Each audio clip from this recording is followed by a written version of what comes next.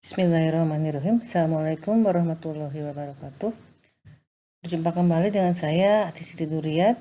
Kali ini kita akan membahas tentang corak hidup zaman praaksara. Kita lihat perkembangan periodisasi perkembangan budaya Indonesia itu ada zaman batu, ada zaman logam. Zaman batu terbagi menjadi zaman batu tua Paleolitikum, zaman batu tengah Mesolitikum, zaman batu muda Neolitikum, zaman batu besar Megalitikum. Sedangkan zaman logam terbagi menjadi zaman tembaga, zaman perunggu, dan zaman besi. Karena artefak tembaga tidak ditemukan di Indonesia, maka zaman tembaga dianggap tidak terjadi di Indonesia. Kita lihat ini pembagian zaman batu. Kita lihat kehidupan masyarakat pada zaman batu tua atau Paleolitikum. Hasil budayanya ada budaya Pacitan, yaitu kapak penetak, kapak perindabas. Kemudian ada budaya ngandong, alatnya terbuat dari tulang dan tanduk, kemudian dari batu yang kecil-kecil. Kehidupan mereka itu adalah masyarakatnya merupakan masyarakat yang berburu dan mengumpulkan makanan atau hunting and food gathering. Kemudian kehidupannya berpindah-pindah dan mereka biasanya berkelompok dalam kelompok kecil. Jenis manusia pendukungnya adalah Meganthropus paleojapanicus, Pithecanthropus erectus, Pithecanthropus robustus, Pithecanthropus mojokertensis, dan Homo soloensis. Ini adalah beberapa hasil kebudayaan zaman batu tua. Kita lihat ada kapak genggam, kapak primbas, alat-alat tulang dan tanduk, alat serpis, serta kapak penetak. Kemudian kita lihat dari zaman Mesolitikum, hasil kebudayaannya ada pebble, kapak genggam Sumatera, alat tulang dan tanduk, kemudian ada lukisan-lukisan di dinding gua. Cara hidupnya masih hunting and food gathering, tetapi sudah mulai bercocok tanam secara sederhana. Kemudian untuk kehidupan, untuk tempat tinggalnya mereka ada yang masih nomaden, ada yang sudah mulai menetap sementara. Mereka biasanya tinggal di gua-gua yang disebut dengan Abri Sausrochi.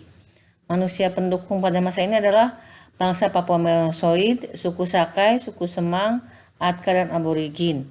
Pada masa ini masyarakatnya sudah mengenal kepercayaan, yaitu ada penguburan mayat dan kepercayaan terhadap kekuatan nenek moyang. Secara kehidupan mereka berkelompok dan sudah ada pembagian kerja antara laki-laki dan perempuan. Hasil kebudayaannya kita lihat ada kejokon Mondinger yang merupakan sampah dapur dari kulit kerang. Lalu ada lukisan di dinding gua atau di Abdi Sausrochi. Ada pebble, ada hachu korte, tulang sampung, dan mata panah. Nah, berikutnya adalah zaman batu muda atau Neolitikum. Itu hasil kebudayaannya ada kapak lonjong, kapak persegi, kapak bahu, dan perhiasan serta gerabah. Pada masa ini sudah disebut sebagai revolusi kebudayaan, di mana mereka sudah mulai bertempat tinggal secara menetap dan bisa menghasilkan makanan sendiri dengan cara bercocok tanam dan beternak. Meskipun begitu, mereka masih tetap melakukan aktivitas berburu.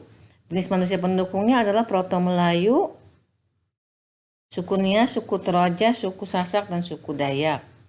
Ini beberapa hasil kebudayaannya, ada kapak persegi, ada perhiasan, kapak lonjong, dan tembikar. Kemudian ada zaman batu besar atau Megalitikum.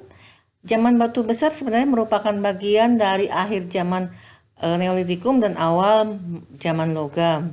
Sehingga cara hidupnya itu menyeru hampir sama dengan pada zaman Neolitikum. Yaitu mereka sudah bertempat tinggal menetap, kemudian sudah bisa menghasilkan makanan sendiri, mata pencahariannya bercocok tanam, beternak, dan nelayan. Kemudian hasil budayanya ada kebudayaan Dongson seperti menhir, dolmen, sarkofagus, dan sebagainya yang kebanyakan merupakan alat untuk pemujaan terhadap roh-roh nenek moyang. Suku manusia pendukungnya sama dengan manusia pendukung zaman Neolitikum, yaitu suku Nias, Dayak, Sasak, dan Toraja. Ini hasil-hasil budayanya ada menhir, peti kubur batu, sarkofagus, dolmen, waruga, dan punden berundak. Kemudian pada zaman logam atau zaman perunggu, ini kebanyakan hasil kebudayaannya adalah barang-barang perhiasan, manik-manik, bejana perunggu, kapak corong.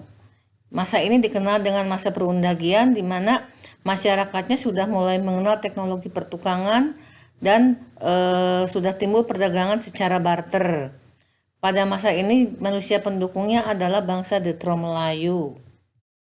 Ini hasil kebudayaannya ada kapak corong, nekara, moko, candrasa, dan arca perunggu yang kebanyakan merupakan alat-alat untuk ritual upacara. Nah, demikian tentang masa corak hidup pada zaman praaksara. Terima kasih, sampai bertemu pada materi berikutnya. Assalamualaikum warahmatullahi wabarakatuh.